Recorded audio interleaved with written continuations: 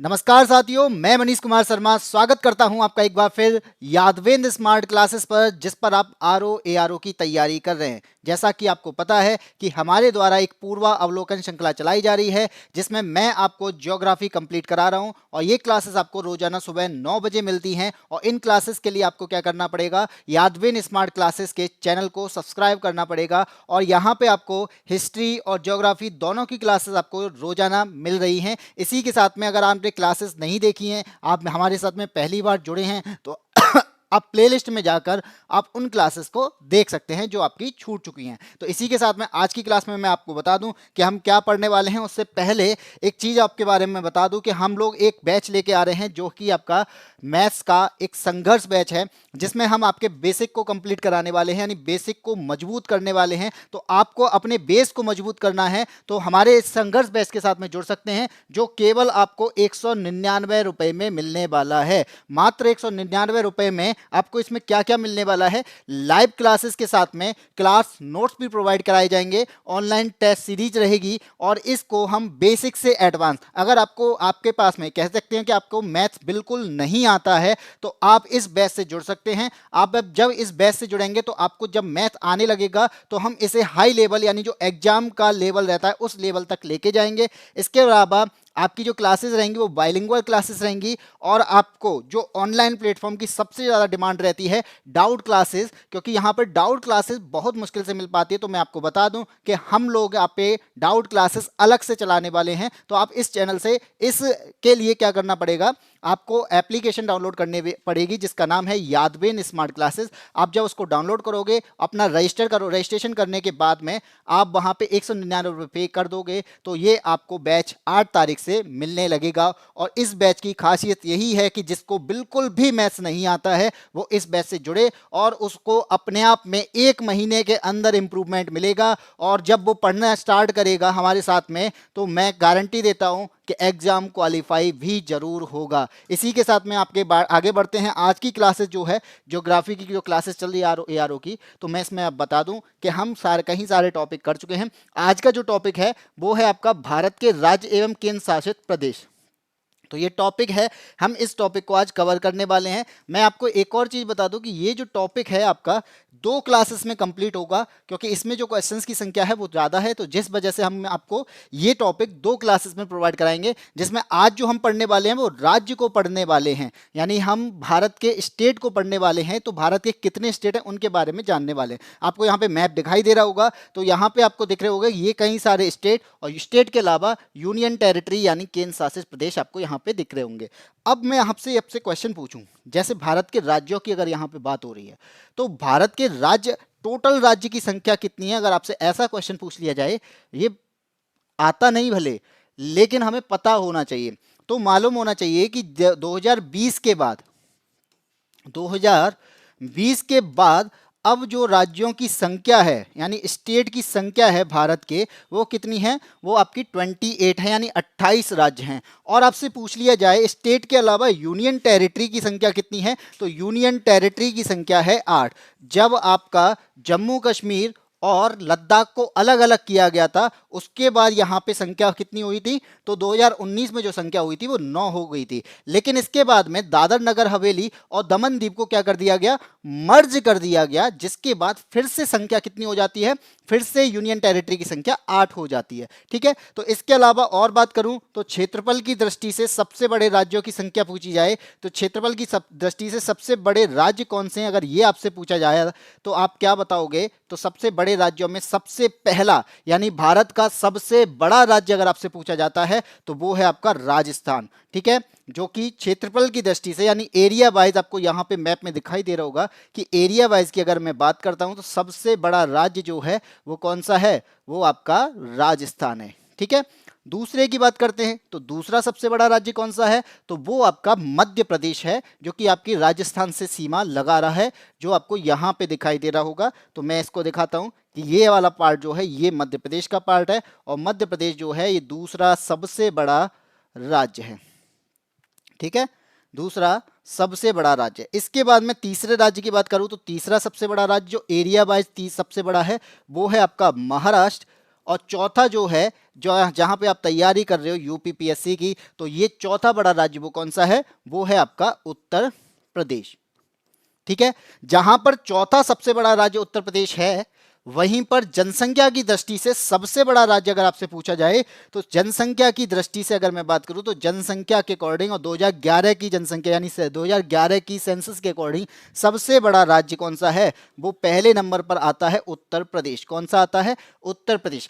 दूसरे नंबर की अगर मैं बात करूं तो दूसरे नंबर पर पहुंचता है आपका महाराष्ट्र, जो कि आपका तीसरा क्षेत्रफल की दृष्टि से और दूसरा पॉपुलेशन की दृष्टि से है। महाराष्ट्र के बाद में आपका कौन सा आता है, महाराष्ट्र के बाद में आता आपका बिहार, और बिहार के बाद पूछा जाए यानी चौथा सबसे बड़ा राज्य जनसंख्या की दृष्टि से वो आपका पश्चिम बंगाल है। तो ये चार राज्य कौन से हैं, ये जनसंख्या की दृष्टि से मैंने बताए और ये आपके क्षेत्रफल की दृष्टि से हैं। तो यहाँ पे ऐसे क्वेश्चंस बनते हैं, तो हमें इन क्वेश्चंस को भी पढ़ना पड़ेगा।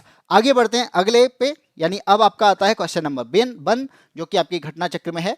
पहला क्वेश्चन आपके सामने है, लातूर किस प्रांत में है। लातूर एक स्टेट यानी डिस्ट्रिक्ट है, ये किस प्रांत में है, ये हमसे क्वेश्चन पूछा जा रहा है। बताइए, आंध्र प्रदेश, बी है आपका महाराष्ट्र, सी है गुजरात और ये है मध्य प्रदेश। तो इन चारों में से ये किस राज्य में है, ये हमें बताना है। तो मैं बता दूं कि लातूर जो है वो आपका महाराष्ट्र, यहाँ पे आपको मैप भी दिखाई दे रहा होगा, ये जो मैप है ये महाराष्ट्र का मैप है, और इस महाराष्ट्र पर ही यानी महाराष्ट्र में ही आपका एक डिस्ट्रिक्ट है जिसका नाम है लातूर। तो वो आपको यहाँ पे दिखाई दे रहा होगा कि ये जो पार्ट है, ये वाला पार्ट आपको दिख रहा है, ये लातूर का पार्ट है। ठीक है, ये पार्ट मैंने आपको यहां पे दिखा दिया, ये लातूर का पार्ट है जो कहां पर है, ये महाराष्ट्र में है। अब मैं आपसे पूछूंगा, अगर आपसे ऐसा पूछ लिया जाए कि ये किस जगह पर है, लातूर है कहां पर, तो आपकी डायरेक्शन बेस पे अगर बात की जाए तो डायरेक्शन बेस पर ये कहां पर पहुंचेगा, ऊपर होता है नॉर्थ, नीचे होता है साउथ, इधर होता है आपका ईस्ट और इस साइड हो गया आपका वेस्ट। तो ये किस में है, तो ये साउथ ईस्ट का पार्ट है। कहां का है, ये साउथ ईस्ट का पार्ट है। ठीक है, आगे बढ़े, अगले क्वेश्चन पर आते हैं। अगला क्वेश्चन आपसे क्या कहता है, क्वेश्चन नंबर 2, विदर्भ। विदर्भ की अगर मैं बात करूं तो विदर्भ एक प्रादेशिक नाम है और ये कहां पर है। ठीक है, अगर आपसे एक क्वेश्चन पूछा जा रहा है, विदर्भ आपने देखा होगा क्रिकेट की एक टीम भी है जिसका नाम है विदर्भ। ठीक है, तो विदर्भ जो है ये कहां का अंग है। ऑप्शन ए कहता है ये गुजरात का अंग है, बी कहता है महाराष्ट्र का है, सी कहता है मध्य प्रदेश का है और डी कहता है उड़ीसा का है। तो हमें इनमें से बताना है किसका पार्ट है। तो आपको मैं बता दूं कि ये महाराष्ट्र का ही पार्ट है। किसका पार्ट है, ऑप्शन नंबर बी है यहाँ पे महाराष्ट्र। तो आप यहाँ पर देख रहे हो, ये वाला पार्ट जो आप देख रहे हो यहाँ पे, ये पार्ट जो है ये विदर्भ कहलाता है। ठीक है, ये जो पार्ट है ये क्या कहलाता है, ये विदर्भ कहलाता है, यानी ये महाराष्ट्र राज्य में है और ये नॉर्थ ईस्ट का पार्ट है। कहां का, नॉर्थ ईस्ट का पार्ट है। जिस तरीके से अगर डायरेक्शन भी पूछी जाती है तो आप डायरेक्शन के अकॉर्डिंग भी बता सकते हो कि उत्तर पूर्वी प्रादेशिक क्षेत्र है जो कि कहां पर है, महाराष्ट्र में है, और ये इसका नाम क्या है, ये विदर्भ है। ठीक है, आगे बढ़ते हैं, अगले क्वेश्चन पर आते हैं, क्वेश्चन नंबर 3, पाट अंचल, यहाँ पे पैट रीजन है, ये कहां पर अवस्थित है। ऐसे क्वेश्चन आपसे पूछे जाते हैं और ये भी देखो आपका बीपीएससी का क्वेश्चन है। ए कहता है ये बिहार में है, बी कहता है झारखंड में है, सी कहता है मध्य प्रदेश में है और डी कहता है मेघालय में है। तो पाट अंचल कहां पे है, ऐसा क्वेश्चन अगर आपसे पूछा जा रहा है तो आप बताओ। पहले मैं बता दूं कि पाट अंचल जो है ये एक पहाड़ी क्षेत्र है। कैसा क्षेत्र है, पहाड़ी क्षेत्र है। और अगर ये पहाड़ी क्षेत्र है तो कहीं पहाड़ आसपास में कहीं ना कहीं पहाड़ होने चाहिए। तो मैं बता दूं कि वो कौन सी जगह है, तो पहाड़ी क्षेत्र है, तो ये छोटा नागपुर की जगह है। छोटा नागपुर का जो पठार है, उस छोटा नागपुर पठार में है आपका ये पहाड़ी क्षेत्र। अब छोटा नागपुर का क्षेत्र है, तो ये छोटा नागपुर कहां पर है, अगर ऐसा क्वेश्चन पूछा जाए तो छोटा नागपुर कहां पर है आपका, बिहार, झारखंड, मध्य प्रदेश और मेघालय। तो इसका अधिकतम पार्ट, इसका मैक्सिमम पार्ट कहां पर है, अधिकतम पार्ट जो है वो आपका झारखंड में पड़ता है। कहां पर, झारखंड में पड़ता है। इसका मतलब जो हम पाट अंचल पढ़ रहे हैं, ये पाट अंचल कहां पर है, ये भी आपका झारखंड में होगा। ठीक है, तो पाट अंचल कहां पर, छोटा नागपुर क्षेत्र में, और छोटा नागपुर क्षेत्र में पहाड़ी क्षेत्र पड़ते हैं, इसलिए पाट अंचल में पहाड़ी क्षेत्र मिलते हैं। और ये पहाड़ी क्षेत्र कहां पर है, ये झारखंड में मिलता है, क्योंकि छोटा नागपुर पठार भी आपका कहां पर है, मैक्सिमम पार्ट आपका झारखंड में मिलता है। ऑप्शन कौन सा सही हो जाएगा, ऑप्शन नंबर बी यहां पे सही होगा, क्वेश्चन नंबर 3 का। आगे बढ़ते हैं, क्वेश्चन नंबर 4, झुमरी तलैया। क्वेश्चन नंबर 4 कहता है झुमरी तलैया के बारे में। तो झुमरी तलैया रेडियो पर गीतों की फरमाइश के लिए प्रसिद्ध है, किस राज्य में स्थित है। झुमरी तलैया नाम से जगह है, ये किस राज्य में स्थित है? जबकि झुमरी तलैया वास्तव में एक लेक है। क्या है? झुमरी तलैया एक लेक है और ये पूछा जा रहा है किस राज्य में है? बिहार में है, उड़ीसा में है, झारखंड में है या फिर पश्चिम बंगाल में है। तो हमें यहाँ पे आंसर देना है कि झुमरी तलैया के बारे में। तो ये झुमरी तलैया जो है, अब यहाँ पे झुमरी जो नाम आया या फिर कह सकते तलैया जो नाम आया है, ये तलैया नाम किस वजह से आया है? तो मैं बता दूं कि एक नदी है जिसका नाम है दामोदर नदी। क्या नाम है इसका? दामोदर नदी है। और दामोदर नदी पर एक बांध बनाया गया। क्या बनाया गया? बांध बनाया गया। क्यों बनाया गया? क्योंकि यहाँ पर पश्चिम बंगाल का शोक कहलाती है दामोदर नदी, तो इसकी वजह से क्या आती है? इसकी वजह से बाढ़ आती है। तो बाढ़ को रोकने के लिए यहाँ पे क्या बनाया गया? बांध बनाया गया। और बांध का नाम जो रखा गया वो क्या रखा गया?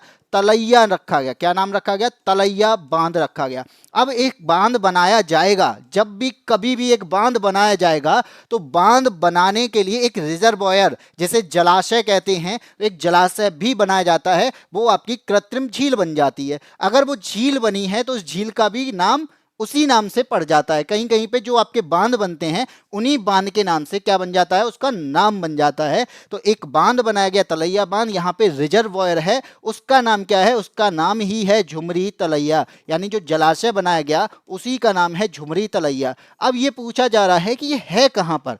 ये झुमरी तलैया जो है ये कहाँ पर है? तो ये झारखंड में पड़ती है। कहाँ पर? झारखंड में पड़ती है। और आपसे अगर डिस्ट्रिक्ट पूछ लिया जाए तो ये कोडरमा में है। झारखंड में एक जगह है जिसका नाम है कोडरमा। क्या नाम है? कोडरमा। तो कोडरमा जिले में है आपकी एक जगह जहां पर आपका एक रिजर्वॉयर है जिसका नाम क्या है? झुमरी तलैया। तो ऑप्शन कौन सा सही हो जाएगा यहाँ पे? ऑप्शन नंबर सी यहाँ पे सही हो जाएगा, झारखंड। ठीक है, इसके बाद आगे बढ़े, अगले क्वेश्चन पे आते हैं। अगला क्वेश्चन आपसे क्या कहता है? क्वेश्चन नंबर 5 नंबर है, कहता है कि भारत के निम्नलिखित राज्यों में से किसे भारत का कोहिनूर कहा जाता है? तो किस राज्य को भारत का कोहिनूर कहा जाता है? ऑप्शन आपके सामने आंध्र प्रदेश, बी कहता है आपका मध्य प्रदेश, सी है यहाँ पे केरल और डी है यहाँ पे राजस्थान। तो किस राज्य को हम कोहिनूर, भारत का कोहिनूर कहते हैं? क्यों कह रहे हैं कोहिनूर? तो वो मालूम होना चाहिए क्यों कह रहे हैं कि कोहिनूर एक हीरा है। कोहिनूर क्या है? कोहिनूर एक हीरा है जो कि हमारा यहाँ पे निकला था। कोहिनूर का हीरा जो आज के टाइम पे जो इंग्लैंड की महारानी या महाराज होते हैं उनका जो क्राउन होता है उस पर लगाया हुआ है। तो ये भारत से निकला हुआ आपका एक हीरा जिसका नाम कोहिनूर, जिस वजह से इसे भारत का कोहिनूर कहते हैं। अब ये कोहिनूर का हीरा कहीं ना कहीं किसी ना किसी खदान से निकला होगा। तो वो खदान का नाम अगर आपसे पूछा जाए तो उस खदान का नाम क्या है? तो वो आपकी कोल्लूर की खान है। क्या नाम है उसका? कोल्लूर की खान है। और ये कोल्लूर की खान से निकला जिस वजह से, अब ये कोल्लूर की खान कहाँ पर है? तो ये आपकी आंध्र प्रदेश में है। कहाँ पर है? ये आपकी आंध्र प्रदेश में है। तो इसका आंसर क्या हो जाएगा? ऑप्शन नंबर ए हो जाएगा कि आंध्र प्रदेश में जहाँ पर आपकी कोल्लूर की खान है, जैसे गुंटूर जिले में है, तो गुंटूर जिले में जो कोल्लूर की खान है वहाँ पर एक हीरा निकला जिसका नाम क्या है? कोहिनूर का हीरा, जिस वजह से उसे भारत का कोहिनूर कहते हैं। और भारत का कोहिनूर आपका एक स्टेट जहाँ से हीरा निकला है, तो उसका नाम क्या है? आंध्र प्रदेश है। और आपसे पूछा जाए कि ये जो आपका हीरा है इसका वजन कितना है, तो वो भी आपको अगर मैं बता दूं नॉर्मली कि उसका वजन जो है 105.6 कैरेट 105.6 कैरेट है, जो कि लगभग आपका कितने ग्राम का हो जाएगा? लगभग आपका 21 ग्राम का हो जाएगा। कितना ग्राम का? 121.6 ग्राम का ये हीरा है। ठीक है, आगे बढ़ते हैं क्वेश्चन नंबर 6 पर। क्वेश्चन नंबर 6 जो है वो आपके सामने है कि मणिपुर का अधिकांश धरातल कैसा है? मणिपुर है एक स्टेट, भारत का एक स्टेट, जहां पे हाल ही में आप देख रहे होंगे कि एक साल से लगभग क्या चल रहा है? वहां पे हंगामा चल रहा है, वहां पे क्या दंगे चल रहे हैं। तो वो ऐसा स्टेट जहां पर अभी प्रेजेंट में दंगे चल रहे हैं, क्यों चल रहे हैं वो भी मैं आपको बता दूंगा कि मणिपुर का। लेकिन पूछा जा रहा है कि मणिपुर का अधिकांश धरातल जो है वो कैसा है? तो ऑप्शन आपके सामने है। ए कहता है वो मैदानी भाग है, बी कहता है वो दलदली भाग है, सी कहता है वो पठारी भाग है और डी कहता है यहाँ पे कि पर्वतीय भाग है। तो यहाँ पे मणिपुर जो है, यहाँ पे आप मैप देख पा रहे होगे। इस मैप में आप क्या देख पा रहे हो कि ये जो पार्ट है, ये पार्ट जो आपको दिख रहा है इस मैप में, ये पार्ट कैसा है? ये मैदानी भाग है। ये कैसा है? ये मैदानी भाग है। तो जो कि आपको यहाँ पे दिख रहा होगा बहुत ही कम मात्रा में है, मैदानी भाग जो है वो बहुत कम मात्रा में आपको यहाँ पे दिखाई दे रहा होगा। और यहीं पर इस मणिपुर की राजधानी है जिसका नाम क्या है, इम्फाल। तो इम्फाल जो राजधानी है ये एक मैदानी भाग है, ये मैदानी क्षेत्र है। और इसके चारों तरफ आप ये पार्ट देख पा रहे हो, ये चारों तरफ में आप ये पार्ट देख पा रहे हो, ये क्या है, ये आपका पहाड़ी क्षेत्र है। कैसा है, ये पर्वतीय क्षेत्र है जहां पे आपके माउंटेन पाए जाते हैं और इस पर आपकी जो जनजाति रहती है, यानी इस पहाड़ी क्षेत्र पर क्या रहती है, यानी कई सारी जनजाति यहां पे रहती हैं। तो उस जनजाति का नाम है, एक आपकी जनजाति है जिसका नाम है कुकी। तो इन पहाड़ी क्षेत्रों में एक जनजाति है जिसका नाम है कुकी। और इसके अलावा जो इम्फाल वाला पार्ट है, इस इम्फाल वाले पार्ट में यानी मैदानी वाले पार्ट में एक है आपकी जाति जिसका नाम है मैतेई। तो इन मैतेई समाज और कुकी समाज के बीच में क्या चलता है, अभी प्रेजेंट में झगड़ा चल रहा है, क्योंकि कोर्ट के अकॉर्डिंग मैतेई समाज को किस में रखा जा रहा है, जनजातीय क्षेत्र में रखा जा रहा है। और जनजातीय क्षेत्र में रखने पर अब उसका अधिकार जो होगा वो पहाड़ी यानी पर्वत वाले क्षेत्र पे भी हो जाएगा, क्योंकि पहाड़ पर जो अधिकार होता है वो किसका होता है, वो आपके जनजातियों का होता है। जिस वजह से मैतेई समाज जो है उनकी जनसंख्या ज्यादा है लेकिन उनके पास में रहने की जगह क्या है, वो कम है। तो हुआ क्या कि उन्होंने कोर्ट में केस किया और कोर्ट में ये जीत गए। तो जिसके बाद में मैतेई समाज को जनजातीय क्षेत्र में रखा गया और जनजातीय क्षेत्र में आने के बाद में उनको पहाड़ी क्षेत्र में क्या किया जाएगा, या फिर कह सकते हैं कि पहाड़ी क्षेत्र में ये रह सकते हैं। इस वजह से वहां के जो जनजातीय समाज है उन दोनों में क्या हुए, उन दोनों में डिस्प्यूट हो गए, जिस डिस्प्यूट की वजह से आज भी मणिपुर जल रहा है। तो यहां पे मैं क्या बताने वाला हूं, यहां पे किसी वजह से मैंने इस क्वेश्चन है, इस क्वेश्चन में मैंने आपको और भी चीज बता दी। तो मणिपुर का जो अधिकांश भाग है वो कैसा भाग है, वो पर्वतीय भाग है, यानी 92% पार्ट जो है वो पर्वतीय है। तो पर्वतीय पार्ट अगर ज्यादा है तो जनसंख्या यहाँ पे और अदर समाज की कम है, जिस वजह से मैतेई समाज की जनसंख्या ज्यादा है और उनके पास रहने की जगह जो है वो कम है। इसी वजह से वो मैदानी यानी मैदानी क्षेत्र से पर्वतीय क्षेत्र में जाने के लिए बात कर रहे हैं। और पर्वतीय क्षेत्र में जाने के लिए आपको जनजाति बनना होगा। तो जनजाति बनने के लिए इन्होंने आपका केस किया, जिसके बाद में मैतेई समाज क्या बना, एक जनजाति बनने के लिए तैयार हुआ। लेकिन इसके बाद में झगड़े स्टार्ट हो गए जो आज तक चल रहे हैं। इसी के बाद में आगे बढ़ते हैं अगले क्वेश्चन पर। क्वेश्चन नंबर 7 क्या कहता है कि मणिपुर में कुछ लोग लटकी हुई गाछ से बंधे अपतरण यानी वीड्स और सड़ती वनस्पति के तैरते हुए द्वीप पर बने हुए मकानों में रहते हैं। इन द्वीपों को क्या कहते हैं। तो आपको एक मालूम होगा कि मणिपुर में एक झील है, एक मणिपुर में झील है जिसका नाम क्या है, लोकटक झील। क्या नाम है इसका, लोकटक झील नाम है। और ये लोकटक झील पर क्या है, इस पर आपके तैरते हुए द्वीप मिलते हैं। क्या मिलते हैं, तैरते हुए द्वीप मिलते हैं। और ये तैरते हुए द्वीप जो है ये किससे बने हुए हैं, ये वनस्पति के सड़ने से बनते हैं। जो वहां पे वनस्पति पाई जाती है उनके सड़ने से बनते हैं। अब ये वनस्पति के सड़ने से बनते हैं। अब इनको नाम जो रखा गया है, इनको नाम रखा गया है फुमडीज। क्या नाम रखा गया है, इन्हें फुमडीज बोला जाता है। कहां पर, मणिपुर में। तो मणिपुर की लोकटक झील पे तैरने वाले द्वीप को हम फुमडीज कहते हैं। तो इसी वजह से ये फुमडीज हैं। और इन फुमडीज पर क्या करते हैं, हिरन जो हैं वो क्या करते हैं, एक जगह से दूसरी जगह पर कूदते हैं।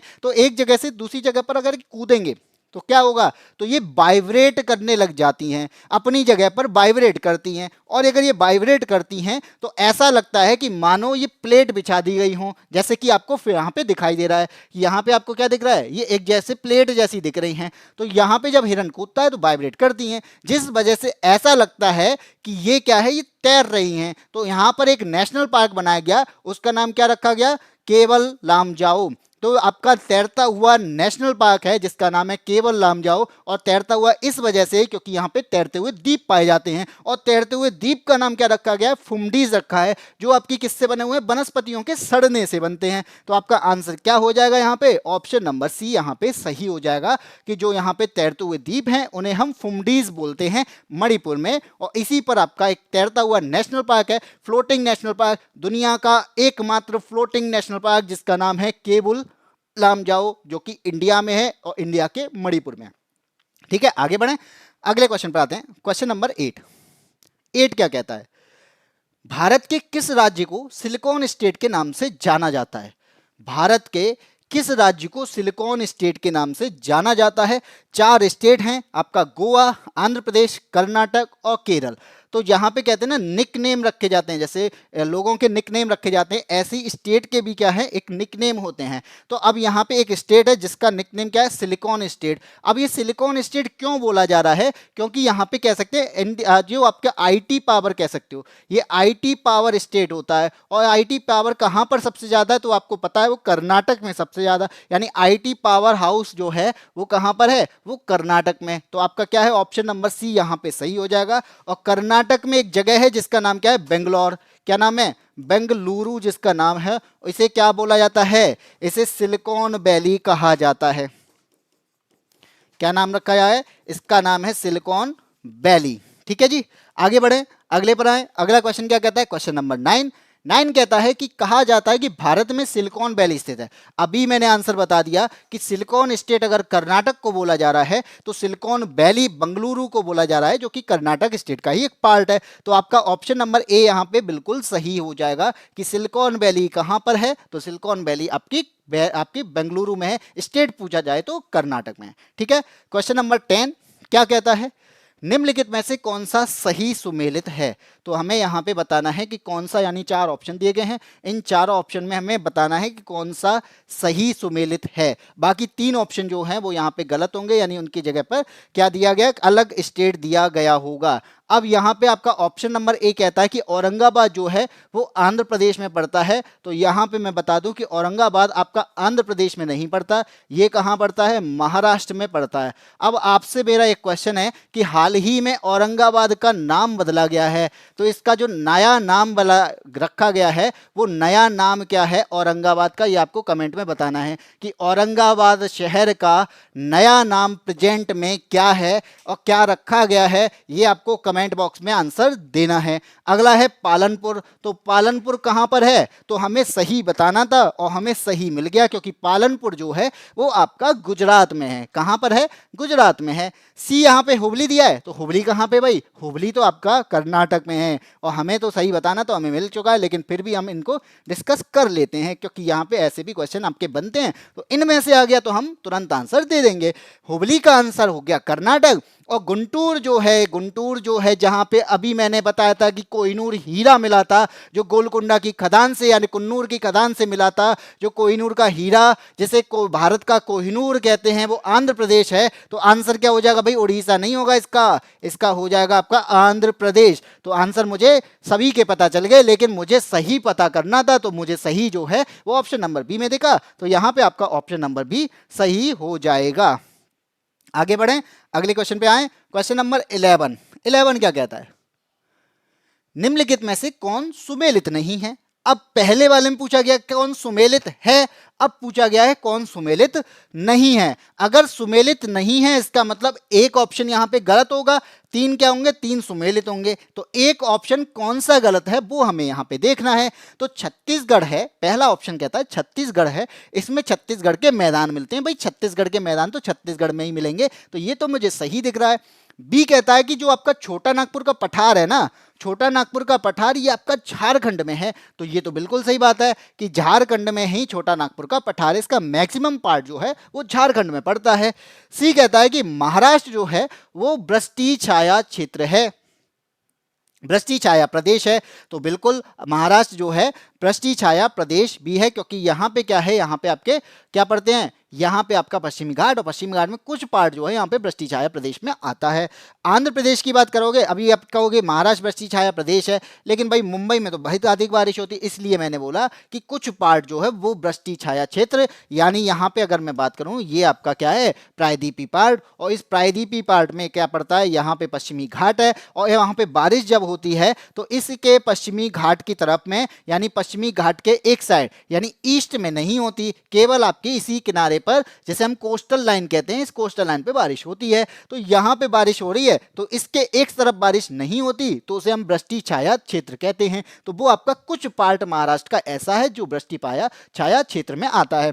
डी आपका आंध्र प्रदेश है, आंध्र प्रदेश में आपका मलनाड है, ये हमसे पूछा गया है गलत, क्योंकि गलत बताना है, मेरे को गलत मिल गया, क्योंकि मलनाड जो है, ये मलनाड कहाँ पर है, ये कर्नाटक का क्षेत्र है। कहाँ का है, ये कर्नाटक का क्षेत्र है। और ये कर्नाटक का कैसा क्षेत्र है ये भी पूछा जाए तो ये पहाड़ी क्षेत्र है। कैसा है, ये क्षेत्र जो है वो पहाड़ी क्षेत्र है, इसलिए यहाँ पे हमें गलत बताना था, गलत हमें मिल गया। ऑप्शन नंबर डी यहाँ पे हमारे अकॉर्डिंग सही है, लेकिन क्वेश्चन के अकॉर्डिंग गलत है। ठीक है, आगे बढ़े। क्वेश्चन नंबर 12 कहता है कि निम्नलिखित नगरों में से कौन राष्ट्रीय राजधानी प्रदेश में अवस्थित है।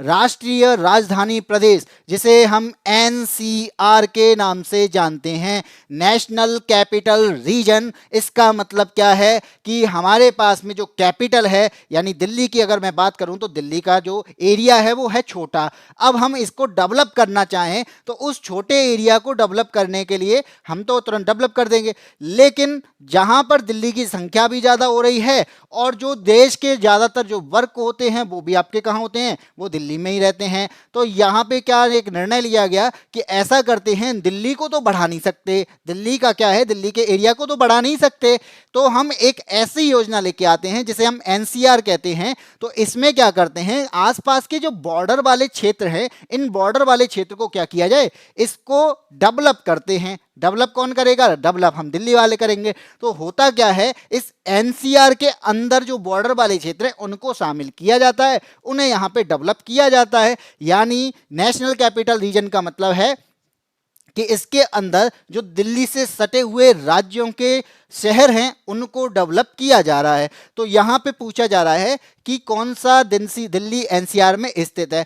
चार यहां पे आपको स्टेट दिए, चार यहां पे आपको जगह के नाम दिए गए। एक अंबाला जो कि आपका पंजाब में है, खुर्जा जो कि आपका उत्तर प्रदेश में है, कर्नाटक और रोहतक दोनों ही आपके हरियाणा में हैं। तो हमसे यही पूछा जा रहा है कि इनमें से कौन से हैं जो आपके राष्ट्रीय राजधानी प्रदेश में अवस्थित हैं। तो मैं बता दूं कि एनसीआर में दिल्ली तो होगा ही भाई, दिल्ली के आसपास के एरिया को अगर कवर कर रहे हैं तो दिल्ली तो कवर होगा ही उसके अंदर। दिल्ली के अलावा इसमें हरियाणा कवर होता है। क्या होता है, हरियाणा का, यहाँ पे हरियाणा बिल्कुल स्टेट बिल्कुल किसके पास में, दिल्ली के पास में है या दिल्ली से सटा हुआ है। तो यहाँ पे जैसे आप सुनते हो गुरुग्राम हो गया, फरीदाबाद हो गया, मेवात हो गया, रोहतक हो गया, सोनीपत हो गया, रेवाड़ी हो गया, ये सारे जो जगह हैं यहाँ पे एनसीआर की वजह से क्या होती हैं, डेवलप हो रही हैं। तो आप देखते हो गुरुग्राम बहुत ज्यादा डेवलप है। वो किस वजह से डेवलप है, क्योंकि वो दिल्ली से सटा हुआ है, इसी वजह से। उत्तर प्रदेश की बात करो तो आपने देखा होगा नोएडा, तो नोएडा आपका बहुत ज्यादा डेवलप हो रहा है। तो रीजन क्या है, वो एनसीआर में आता है, इस वजह से। बुलंदशहर आता है, मेरठ आता है, गाजियाबाद आता है, ये सारे क्या है, ये आपके सटे हुए, इस वजह से यहाँ पे डेवलपमेंट चल रहा है। तो उत्तर प्रदेश भी हो गया। लेकिन पंजाब की बात है, पंजाब नहीं है। तो ऑप्शन नंबर हमारा क्या है, हमसे पूछा है राष्ट्रीय राजधानी प्रदेश में अवस्थित हैं, तो यहाँ पे अंबाला नहीं है क्योंकि ये पंजाब वाला एनसीआर में नहीं आ रहा। खुर्जा उत्तर प्रदेश की बात करते हैं तो उत्तर प्रदेश का बुलंदशहर अगर डेवलप हो रहा है तो बुलंदशहर में ही खुर्जा आता है, तो वो भी डेवलप होगा। करनाल और रोहतक ये आपके हरियाणा में आते हैं, तो करनाल, रोहतक, जींद, पानीपत, पलवल, फरीदाबाद, गुरुग्राम, मेवात, रोहतक, ये सारे क्या हैं, ये आपके डेवलप हो रहे हैं। तो इसका आंसर क्या हो जाएगा, बताना कौन सा है, राष्ट्रीय राजधानी क्षेत्र में कौन कौन से हैं। तो खुर्जा, करनाल, रोहतक, 2, 3, 4, 2, 3, 4 मुझे किस में दिया है, ऑप्शन नंबर डी में दिया है। तो यही ऑप्शन आपका यहाँ पे सही हो जाएगा। ठीक है, इतनी बात समझ में आई, मुझे लगता है समझ में आई होगी। और अगर ये समझ में आई है तो इसी के साथ में आपको चैनल को सब्सक्राइब करना है और वीडियो को लाइक करना है और अपने साथियों को भेजना है। आरओ की अगर तैयारी कर रहे हैं, ज्योग्राफी पढ़नी है, तो आप इस चैनल पे इस वीडियो के साथ में जुड़ सकते हैं। और आपने अदर वीडियो नहीं देखी है तो अदर वीडियो पे भी जाके आपके प्लेलिस्ट में जाके उनको देख सकते हैं। ठीक है, आगे बढ़े, अगले क्वेश्चन पे आते हैं। क्वेश्चन नंबर 13, राष्ट्रीय राजधानी क्षेत्र में नहीं सम्मिलित है। राष्ट्रीय राजधानी क्षेत्र में कौन सा सम्मिलित नहीं है। मैंने अभी बताया था कि जब मैं एनसीआर की बात करता हूं तो एनसीआर की बात करेंगे, नेशनल कैपिटल रीजन, यानी दिल्ली के पास में, यानी कैपिटल के पास में जो रीजन है उनको डेवलप किया जाएगा। तो हरियाणा को डेवलप किया जा रहा है, बिल्कुल। राजस्थान को किया जाता है, बिल्कुल। उत्तर प्रदेश को किया जा रहा है, बिल्कुल किया जा रहा है। किसको नहीं किया जा रहा है, पंजाब को नहीं किया जा रहा। ऑप्शन नंबर बी यहाँ पे सही हो जाएगा। ठीक है, अब राजस्थान की बात करो भाई, राजस्थान का तो मैंने इस वाले क्वेश्चन पे तो बताया ही नहीं था, यहाँ पे राजस्थान का नाम ही लिया, तो भाई लिख लो, ऐड कर लो, क्या बात है, राजस्थान भी इसमें आता है। अब राजस्थान की बात करो तो राजस्थान में आपके कौन से पार्ट आते हैं, तो भाई तो अलवर हो गया, अलवर, भरतपुर हो गया, ये भी आपके क्या किए जा रहे हैं, ये भी आपको एनसीआर के तहत डेवलप किए जा रहे हैं। आगे बढ़े, क्वेश्चन नंबर 14। यदि कोई पश्चिम से पूर्व की यात्रा करे, मान लीजिए आप ही यात्रा कर रहे हैं, पश्चिम से लेके पूर्व की ओर यात्रा कर रहे हैं। अब पश्चिम से पूर्व की अगर बात आ रही है तो ये है आपका इंडिया का पार्ट। अब यहाँ पे पश्चिम ये वाला पार्ट होता है, इसे कहते हैं वेस्ट और ये कहते हैं ईस्ट। तो मुझे जाना है पश्चिम से पूर्व की ओर। तो पश्चिम से पूर्व की ओर जाना है तो मुझे यात्रा करनी है। विकल्पों पे से मिलने वाले 4 नगरों या शहरों का कौन सा सही क्रम होगा, मुझे सही क्रम बताना है। तो ए कहता है राजकोट, बड़ौदरा, खड़गपुर और बिलासपुर। बी कहता है बीकानेर, मुझे यही लग रहा है। इसी को देखते हैं, बीकानेर की बात आती है तो वेस्ट में जो कौन सा, वो बीकानेर यानी राजस्थान में पड़ता है। तो बीकानेर कहाँ पड़ता है, राजस्थान में पड़ता है। तो बिल्कुल राजस्थान आपका वेस्ट में पड़ता है, ये तो बात सही है। उसके बाद दिया है अलीगढ़, तो अलीगढ़ को देखते हैं। अलीगढ़ आपका उत्तर प्रदेश में पड़ता है, बिल्कुल आपका उत्तर प्रदेश में ये है, तो अलीगढ़ आपका आगे पड़ेगा। अब मुझे और आगे जाना है ईस्ट की तरफ में, तो यहाँ पे दे रखा है दरभंगा। और दरभंगा कहाँ पे, ये तो बिहार में भाई, बिल्कुल अब तो मुझे और बिल्कुल डाउट खत्म हो गया। ये बिहार में दरभंगा है, तो इसका मतलब यहाँ पे मुझे इसी तरीके से जाना है। इसके बाद मुझे नौगांव दिया है। अब ये नौगांव जो है ये आपका असम में पड़ता है, तो जब बिहार से आगे पढ़ेंगे, पश्चिम बंगाल के और आगे जाएंगे तो आपका फिर से असम पड़ जाएगा। तो असम में आपका क्या है, नौगांव है। तो यहाँ पे आपके ये ऑप्शन मुझे जो दिखना था वो मुझे दिख गया और आंसर भी मुझे मिल गया। ऑप्शन नंबर बी यहाँ पे सही हो जाएगा। ठीक है, बीकानेर की तरफ में जाएंगे, बीकानेर से नौगांव की तरफ जाएंगे तो ये पश्चिम से पूर्व की ओर जा रहे हैं, क्योंकि यहाँ पे राजस्थान पश्चिमी है, असम आपका पूर्वी है और नॉर्थ ईस्ट भी कहते हैं इसे। राजस्थान, उसके बाद उत्तर प्रदेश, उसके बाद बिहार, उसके बाद में असम। तो आपका आंसर कौन सा हो जाएगा, बी हो जाएगा। आगे बढ़े, क्वेश्चन नंबर 15 जो दे रखा है, यहाँ पे आपको एक मानचित्र दे रखा है जम्मू कश्मीर का। तो ये जम्मू कश्मीर का आज के प्रेजेंट के टाइम पे जम्मू कश्मीर का नहीं, इसको हम जम्मू कश्मीर लद्दाख दोनों काउंट कर सकते हैं। लेकिन जब ये क्वेश्चन आया था, ये कब आया था, 1999 में, तो ये जम्मू कश्मीर हुआ करता था। तो यहाँ पे मेरे पास में ए बी सी डी ये 4 पार्ट दिए गए हैं। इन 4 जगहों के नाम मुझे मालूम होने चाहिए और वही मुझे यहाँ पे क्या करना है, वही मुझे यहाँ पे सेट करना है। अब कैसे, तो मैं आपको बता दूं कि जब मैं इधर वाले पार्ट की बात करता हूँ, ए वाले पार्ट की, तो इस जगह पर आपको मुझे क्या दिखता है, यहाँ पे आपका बारामूला दिखता है। क्या दिखता है, तो मैं बता दूं आपका बारामूला जो है जम्मू कश्मीर में, बारामूला जो है तो वो क्या है, वो आपका यहाँ पर पड़ता है, यानी बारामूला जो है वो आपका वेस्ट में पड़ता है, इसलिए मैंने ए पर लगा दिया वेस्ट। बीच की बात करते हैं, ये बीच वाला जम्मू कश्मीर के बीच में जो पड़ता है यहाँ पर, ये आपका श्रीनगर का पार्ट है, यहाँ पे आपका श्रीनगर पड़ता है। ठीक है, चलो इतना मिल गया। फिर जब हम ऊपर की तरफ जाएंगे तो ऊपर आपको यहाँ पे कारगिल मिलता है। क्या मिलता है, कारगिल मिलता है। और सी की तरफ मैं बात करूं तो सी क्या है, यहाँ पे सी जो है वो आपका अनंतनाग है। यानी इस तरीके से आपका मैप बनता है। अब आप कहोगे भाई कारगिल तो आपका लद्दाख में आता है, ये तो मैंने पहले ही बता दिया कि हाँ आज के टाइम में ये लद्दाख में आता है, लेकिन ये पहले जम्मू कश्मीर में आता था। तो उस टाइम के अकॉर्डिंग आपका ये मैप दिया गया है। तो बारामूला, श्रीनगर, कारगिल और अनंतनाग जो ऑप्शन में दिए होंगे वो बिल्कुल सही होंगे। तो बारामूला, श्रीनगर, कारगिल और अनंतनाग, मुझे ऑप्शन नंबर बी यहाँ पे ही दिख गया, तो यही आपका आंसर हो जाएगा। ठीक है, आगे बढ़ते हैं। निम्न वाक्यों में से कौन सा सही है। अब मुझे यहाँ पे 4 वाक्य दिए गए हैं, तो चारों वाक्य में मुझे ये बताना है कि इनमें से कौन सा सही है। तो चलिए इसकी बात करते हैं, कौन सा सही है। पहला जो दे रखा है कि मध्य प्रदेश की सीमा 7 राज्यों से लगती है। मध्य प्रदेश की जो सीमा है वो 7 राज्यों से लगती है। तो मेरे अकॉर्डिंग आज के टाइम में मध्य प्रदेश की अगर मैं बात करूं तो मध्य प्रदेश की जो सीमा है वो 7 राज्यों से नहीं, वो 5 राज्यों से लगती है। कितने राज्यों से लगती है, 5 राज्यों से लगती है। अब 5 राज्य की बात अगर आती है तो चलो उनको भी डिस्कस कर लेते हैं। इसकी जो सीमा है मध्य प्रदेश की वो गुजरात से लगती है। ठीक है, गुजरात से तो पता है, राजस्थान से भी लगती है भाई, राजस्थान। ठीक है, राजस्थान भी मान लिया। राजस्थान के अलावा किससे लगती है, तो वो आपका उत्तर प्रदेश का पार्ट है, तो उत्तर प्रदेश से भी लगती है। जैसे आपका मैं कहूँ भरतपुर हो गया, जो उत्तर प्रदेश से लगा हुआ है। भरतपुर के अलावा आपका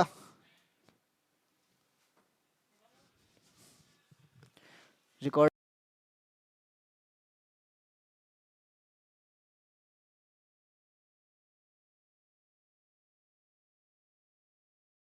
ठीक है, उत्तर प्रदेश के बाद में यहाँ पे आता है आपका छत्तीसगढ़ और इसके अलावा महाराष्ट्र। छत्तीसगढ़ और महाराष्ट्र, तो ये हो गए आपके 5 राज्य। ठीक है, तो मेरे अकॉर्डिंग ये गलत है।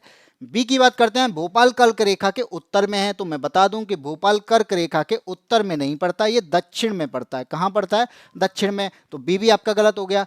सी कहता है पंजाब राज्य की सीमा कहीं भी जम्मू कश्मीर से नहीं मिलती, तो भाई पंजाब राज्य की सीमा जम्मू कश्मीर से लगती है, पंजाब की सीमा जो है वो जम्मू कश्मीर से लगती है, तो ये भी गलत हो गया।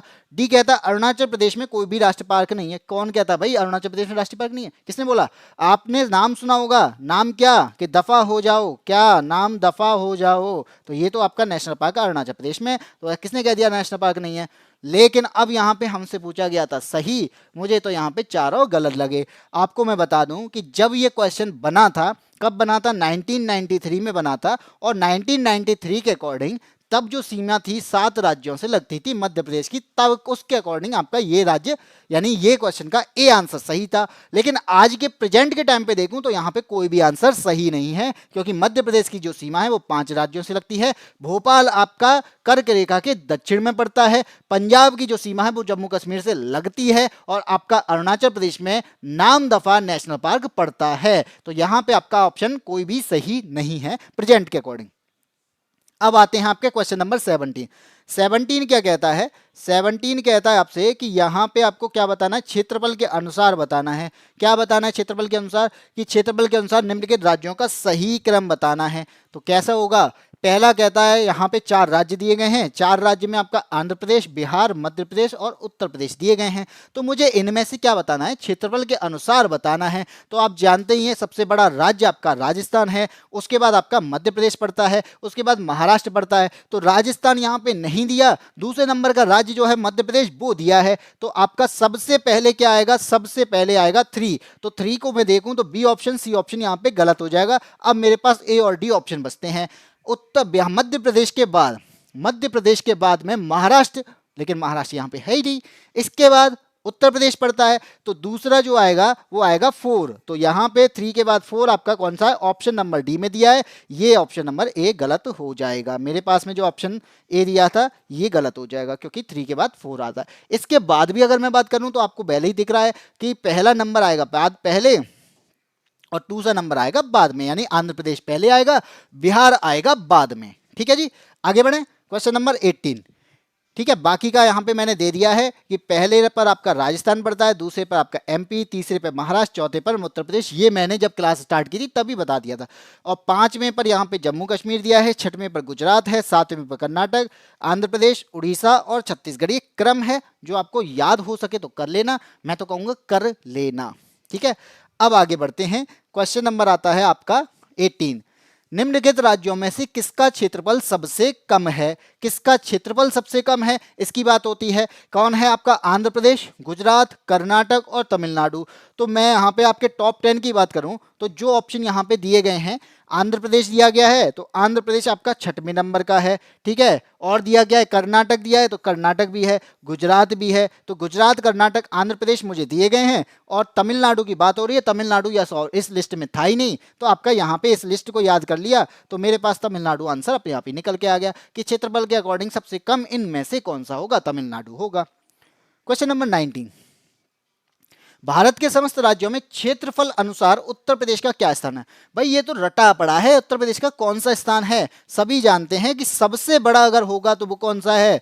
राजस्थान। चलो मैं ऑप्शन में ही लिखूं ना, मैं क्यों यहाँ पे लिखूं? पहला है आपका राजस्थान, चलो राजस्थान हो गया। दूसरा कौन सा है? दूसरा है आपका मध्य प्रदेश, चलो मध्य प्रदेश हो गया। तीसरा कौन सा है? तीसरा है आपका महाराष्ट्र, चलो ठीक है मान लिया। चौथा कौन सा है? उत्तर प्रदेश। तो मुझसे उत्तर प्रदेश के बारे में पूछा था, लो निकल के आ गया ऑप्शन नंबर डी आ गया।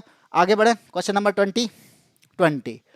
भारत के निम्नलिखित राज्यों में से कौन सा जनसंख्या की दृष्टि से दूसरा है? जनसंख्या की दृष्टि से दूसरा और क्षेत्रफल की दृष्टि से तीसरा स्थान है। तो क्षेत्रफल की दृष्टि से पता है मुझे, तो मैं जानता हूं पहला आपका राजस्थान है क्षेत्रफल की दृष्टि से, दूसरा आपका मध्य प्रदेश है क्षेत्रफल की दृष्टि से, तीसरा आपका महाराष्ट्र है क्षेत्रफल की दृष्टि से। तो मुझसे यही तो पूछा है कि क्षेत्रफल की दृष्टि से तीसरा स्थान अगर महाराष्ट्र का है तो इसी का स्थान जनसंख्या की दृष्टि से दूसरा है। जनसंख्या की दृष्टि से दूसरा स्थान किसका है? महाराष्ट्र का है, और पहला स्थान आपका उत्तर प्रदेश का है। ये बात यहां पे आपकी सिद्ध होता। अगर आपको दोनों में से कोई एक चीज पता है तो आप तुरंत आंसर दे दोगे। ठीक है, आगे बढ़े। क्वेश्चन नंबर आता है आपका 21। 21 कहता है कि भारत का लगभग 30% क्षेत्र 3 राज्यों में समाहित है। भारत का लगभग 30% क्षेत्र, भारत का 30% क्षेत्र पहले, दूसरे, तीसरे यानी टॉप 3 में ही समाहित है। तो 30% क्षेत्र की बात करें तो यहाँ पे आपका मैं बात करता हूँ, एक पहला है आपका राजस्थान, कि भाई टॉप 3 वाले ही तो पार्ट होंगे जिनका 30% क्षेत्र होगा।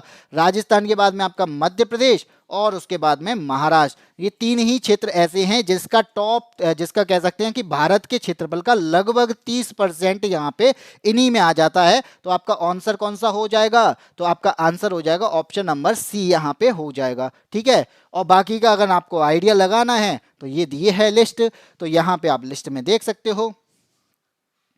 ठीक है, लिस्ट में आप देखो कि लगभग 3,42,000 के आसपास ये है, यानी 3,42,000 ये है, ये 3,08,000 है और ये 3,07,000 है। इसको कर लो लगभग आपका 10 लाख के आसपास आएगा। तो 30% हो गया। भारत का क्षेत्रफल लगभग 32 लाख है, तो 32 लाख के अकॉर्डिंग आपका ये लगभग 30% हो जाता है। तो बस इतनी सी बात थी, ये समझ में आ चुका है। आगे बढ़ते हैं, क्वेश्चन नंबर 22। क्षेत्रफल के क्रम में भारत के 3 बड़े राज्य कौन से हैं? क्षेत्रफल के क्रम में भारत के 3 बड़े राज्य कौन से हैं? तो वो अभी हमें पता ही है। क्या पता है? सबसे बड़ा राज्य राजस्थान, दूसरे नंबर पर मध्य प्रदेश, तीसरे नंबर पर महाराष्ट्र, चौथे पर उत्तर प्रदेश। लेकिन हमसे पूछे गए हैं 3, तो 3 कौन से हैं? राजस्थान, मध्य प्रदेश और महाराष्ट्र। तो आपका किस में दिया गया? ऑप्शन नंबर ए में, राजस्थान, मध्य प्रदेश और महाराष्ट्र इसका आंसर हो जाएगा। ठीक है, आगे बढ़ें, अगले क्वेश्चन पर आते हैं। Question number 23। 23 क्या कहता है? 23 कहता है निम्नलिखित में से कौन भारत के राज्यों का उनके क्षेत्रफल के अवरोही क्रम में सही क्रम है?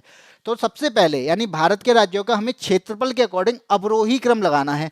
तो अवरोही क्रम की अगर मैं बात करूं तो अवरोही क्रम का मतलब क्या होता है, तो ये हमें मालूम होना चाहिए। जब मैं अवरोही क्रम का बात करूंगा तो ये इसका मतलब है घटते हुए क्रम में, और घटते हुए क्रम का मतलब है कि सबसे पहले आएगा इनमें सबसे बड़ा, सबसे पहले इन सब में सबसे बड़ा आएगा, उसके बाद छोटा आएगा और इसके अकॉर्डिंग धीरे धीरे आगे बढ़ते जाएंगे। तो यहाँ पे मैं बात करूं तो हमें 4 स्टेट दिए गए हैं। कौन से? उत्तराखंड दिया गया, छत्तीसगढ़ दिया गया, झारखंड दिया गया, हिमाचल प्रदेश। यही चारों स्टेट आपके चारों ऑप्शन में दिए गए हैं। तो मैं यहाँ पे बात करूं कि सबसे बड़ा इनके अकॉर्डिंग सबसे बड़ा कौन सा है, तो सबसे बड़ा आपको मालूम होना चाहिए छत्तीसगढ़ है।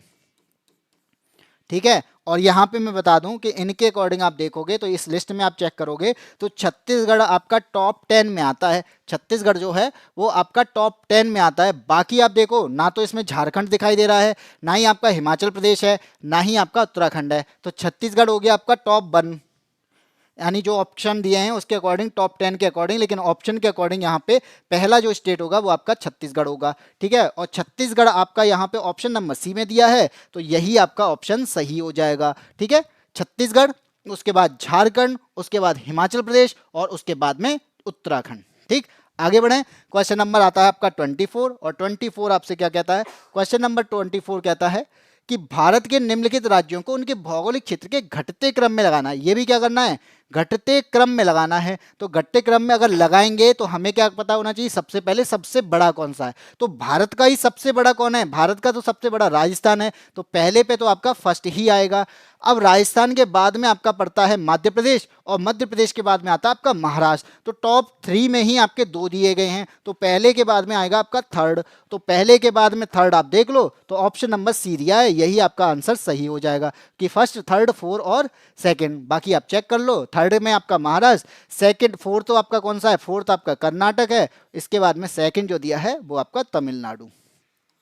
ठीक है, आगे बढ़ें। Question number 25। 25 क्या कहता है? निम्न में से कौन सा राज्य क्षेत्रफल में सबसे छोटा है? अब जो राज्य हमें यहाँ पे दिए गए ना, इसके अकॉर्डिंग बताना है कि क्षेत्रफल में सबसे छोटा कौन सा है। तो आपको कौन कौन से दिए गए हैं? ये तो आपका उत्तर प्रदेश जो है वो टॉप 4 में आता है भाई, मध्य प्रदेश जो है वो टॉप 2 का राज्य है, राजस्थान जो है वो टॉप 1 का राज्य है भाई, बच्चा उत्तराखंड यही छोटा है, सबसे यही सबसे छोटा है इसके अकॉर्डिंग जो हमें दिए गए हैं, इसके अकॉर्डिंग अगर बात करें तो। आगे बढ़ते हैं, क्वेश्चन नंबर 26। भारत में जनसंख्या के अनुसार तो तीसरा है, जनसंख्या की दृष्टि से तीसरा, और क्षेत्रफल की दृष्टि से देखा जाए तो वो 12वां राज्य कौन सा है। तो जब मैं बात करूंगा जनसंख्या की दृष्टि से पहला राज्य आपका उत्तर प्रदेश है, चलो पता है मुझे। दूसरे राज्य की बात करूं तो दूसरा राज्य आपका महाराष्ट्र है, तो ये भी मुझे पता है। तीसरे की बात करूं तो तीसरा आपका बिहार है। तो यहां पे मुझसे पूछा गया है जनसंख्या की दृष्टि से हमारे पास में तीसरा मुझे पता है, वो अगर बिहार है तो 12वां राज्य वो अपने आप में ही क्या हो जाएगा, वो भी बिहार ही होगा। वो क्या होगा, बिहार ही होगा। किसके अकॉर्डिंग, क्षेत्रफल के अकॉर्डिंग। जब तेलंगाना का गठन हुआ था तब बिहार जो है वो क्षेत्रफल की दृष्टि से 13वां राज्य बना था, लेकिन हाल ही में जम्मू कश्मीर को यूटी घोषित किया गया तो वो फिर से 12वां हो गया है। तो यहां पे आंसर कौन सा हो जाएगा, आंसर आपका बिहार हो जाएगा। ठीक है जी।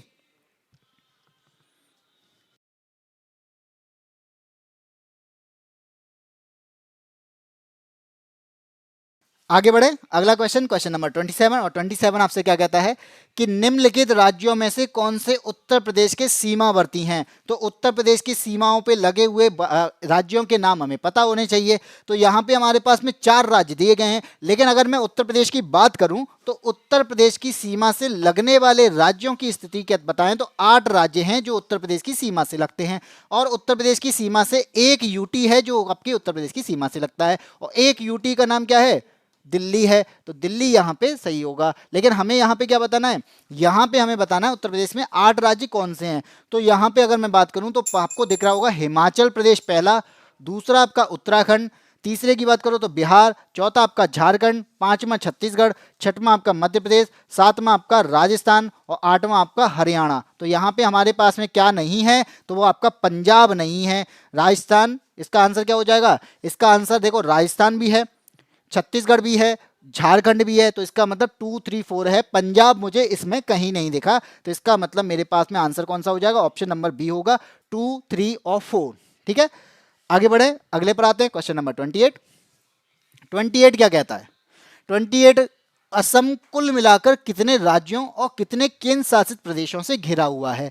तो यहां पे हमसे पूछा गया है कितने राज्य और कितने यूटी हैं जहां जो असम से सीमा लगाते हैं। तो हमें पता होना चाहिए, मेरे पास में असम का मैप है, लेकिन जब हम पढ़ते हैं या एग्जाम दे रहे होते हैं उस टाइम पे जो हमारे पास में मैप होते हैं वो हमें इमेजिन करने होते हैं। तो असम राज्य की मैं बात करूं तो असम राज्य जो है वो कितने राज्यों से लगा हुआ है। तो यहाँ पे आपको दिख रहा होगा पहला राज्य है आपका वेस्ट बंगाल जो यहाँ पे सीमा लगा रहा है, दूसरा राज्य है आपका त्रिपुरा जो कि आपका यहाँ पे सीमा लगा रहा है, मेघालय लगाता है तीसरा, चौथा आपका नागालैंड हो गया, पांचवा आपका मणिपुर हो गया, छठवां आपका मिजोरम हो गया, सातवां हो गया आपका अरुणाचल प्रदेश।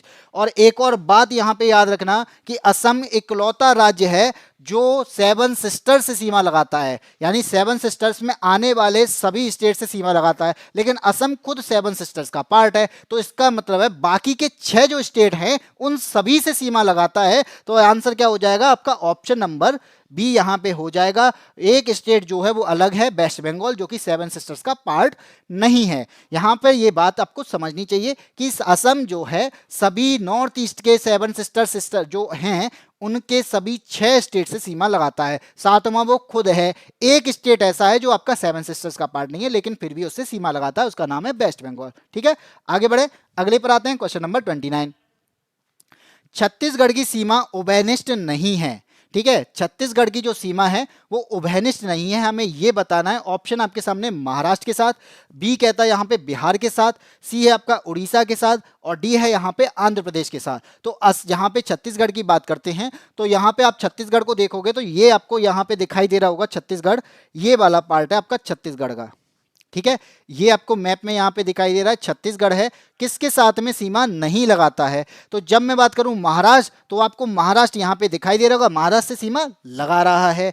जब मैं बात करूं बिहार तो बिहार आपका ये पार्ट है और इसकी सीमा छत्तीसगढ़ से नहीं लगती है, वो आपको यहाँ पे दिखाई दे रही होगी, ये बिहार का पार्ट है। तो आपका ऑप्शन कौन सा सही हो जाएगा, ऑप्शन नंबर बी यहाँ पे सही हो जाएगा। बाकी आपके लगे हुए हैं, उड़ीसा यहाँ पे दिख ही रहा है, उड़ीसा ये गया, आंध्र प्रदेश की बात करो तो आंध्र प्रदेश ये गया जो कि यहाँ पे सीमा लगा रहा है। ठीक है, आपके समझ में आ गया, छत्तीसगढ़ की सीमा केवल बिहार के साथ में जो इसमें दिए गए हैं इनमें से बिहार के साथ में स्पर्श नहीं करती है, बिहार के साथ में उभयनिष्ठ नहीं होती है। आगे बढ़ते हैं, आपका अगला क्वेश्चन है क्वेश्चन नंबर 30। 30 क्या कहता है, 30 क्वेश्चन कहता है समुद्र तल से ऊंचाई निम्न नगरों में से माध्य समुद्र तल से किसकी ऊंचाई अधिकतम है? किसकी ऊंचाई अधिकतम है? अगर मैं बात करूं कि अगर आपसे ये पूछ लिया जाए कि भारत की जो सीमा है, भारत की जो ऊंचाई है, वो किस जगह के समुद्र तल से मिलती है, यहाँ पे किस तट से मीजर की जाती है, तो वो भी आप याद रखना कि वो चेन्नई का तट है जहां से मीजर की जाती है। जो आप देखते हो किसी भी स्टेशन पे जाते हो तो वहां पे लिखा होता है कि समुद्र तल से इतना, तो कौन से समुद्र तल से या किस तट की बात हो रही है? तो चेन्नई के तट से ये मीजर किया जाता है, ये बात आपको याद रखनी है। आगे बात करते हैं, बंगलुरु की बात करें तो बंगलुरु समुद्र तट से कितना ऊंचा या समुद्र तल से कितना ऊंचा है? तो लगभग 910 मीटर ये ऊंचा है। अब मैं दिल्ली की बात करूं तो दिल्ली लगभग आपका 218 मीटर ऊंचा है। जोधपुर की बात करूं तो जोधपुर आपका कहां पर? राजस्थान में। ये लगभग आपका 250 मीटर ऊंचा है। और जब मैं इसकी नागपुर की बात करता हूं तो नागपुर यहां पे क्या है? 312 मीटर ऊंचा है। तो सबसे ज्यादा किसकी ऊंचाई है ये हमसे पूछा जा रहा है, तो सबसे ज्यादा आपको दिख रहा होगा ऑप्शन नंबर ए, बंगलुरु की ऊंचाई सबसे ज्यादा है। ठीक है, तो सबसे ज्यादा ऊंचाई इसकी है। तो इसी के साथ में आपको समझ में आया होगा, आज के 30 क्वेश्चन मैंने आपको करा दिए हैं। आगे के 30 क्वेश्चन जो हैं वो आपके आगे वाली क्लास में होंगे। यानी मैंने बताया था कि इस चैप्टर को, इस टॉपिक को हम दो क्लासेस में करने वाले हैं। तो पहली क्लास में आपको मैंने 30 क्वेश्चन करा दिए, तो आपको समझ में आया होगा। और मैंने आपसे एक क्वेश्चन पूछा था जिसका नाम है औरंगाबाद का नया नाम प्रेजेंट में कहाँ क्या है। ठीक है, इसी के साथ में मैं आपको बता दूं कि आज की क्लास में इतना ही रखते हैं। लेकिन आपको एक और चीज बता दूं कि हमारे द्वारा एक बैच लाया जा रहा है जो कि आपका संघर्ष बैच है, जो मैथ्स के लिए इंपॉर्टेंट है। जिसका मैथ्स बिल्कुल कमजोर है तो वो इस क्लास से जुड़ सकता है, इस क्लास को ज्वाइन कर सकता है। और ये क्लासेस आपकी 8 दिसंबर से स्टार्ट होंगी और ये मात्र 199 में आपको मिलने वाली है। बाकी आपको बता दिया है कि पूर्वा अवलोकन श्रृंखला चल रही है, जिसमें मेरे द्वारा आपको भूगोल और अखिल सर के द्वारा आपको इतिहास की क्लासेस दी जा रही हैं, जिसमें आपकी कई सारी क्लासेस हो चुकी हैं, कई सारे टॉपिक कंप्लीट किए जा चुके हैं। और इन क्लासेस को देखने के लिए आपको प्लेलिस्ट पे, यानी यादविन स्मार्ट क्लासेस की प्लेलिस्ट में जाना होगा और प्लेलिस्ट के ऑप्शन में आपको दोनों क्लासेस मिल जाएंगे, आप दोनों क्लासेस को देख सकते हैं। तो आज की क्लास में इतना ही रखते हैं। और आपको इसी की पीडीएफ चाहिए तो इसकी पीडीएफ के लिए आपको यादविन स्मार्ट क्लासेस के टेलीग्राम चैनल पे जाना है और वहां से आपको पीडीएफ डाउनलोड करनी है। ठीक है, आज की क्लास में इतना ही। फिर मिलते हैं एक नई चैप्टर के साथ में, एक नई टॉपिक के साथ में। तब तक के लिए जय हिंद, जय भारत।